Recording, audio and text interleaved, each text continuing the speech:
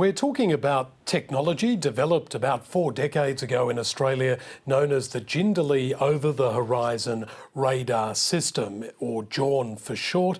Australia uses it to monitor the northern approaches to this country, and it is considered world-leading. It can stretch out for thousands of kilometres and uses unique technology to detect incoming threats. Well, overnight, the Canadian new Prime Minister Mark Carney spoke to his Australian counterpart Anthony Albanese and then travelled to a remote Arctic region of Canada to make this announcement of a $6 billion purchase for JORN to be used in Canada to detect threats over the Arctic. Let's hear now from the Canadian leader.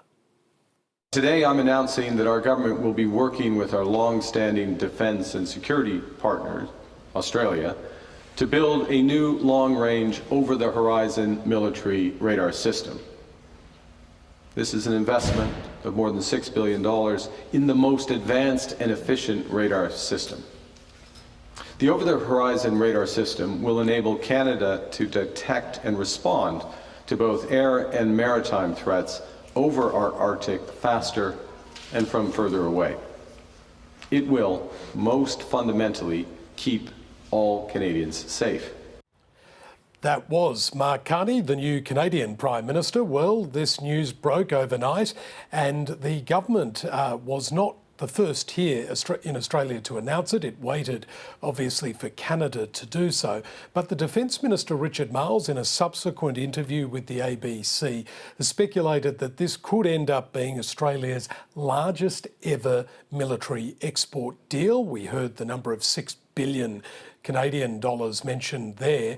And of course, Australia was also looking to sell this world-leading technology to the United States first, but that didn't occur. We understand that under the Trump administration, all Pentagon spending is being closely examined. But let's hear now from Richard Marles speaking to the ABC.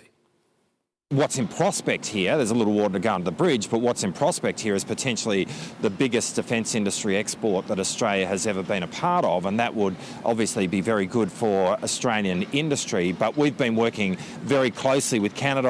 I visited my counterpart in Canada well before the inauguration of President Trump last year, and indeed spoke with him earlier this week. And we'll continue to partner with a long-term partner of this country. Defence Minister Richard Marles speaking there, and obviously this all comes in the context, Ros, of increasingly frosty relations between the United States and its northern neighbour Canada. We know the Trump administration has been putting a lot of pressure on Canada to lift its defence spending, also same pressure being applied to Australia.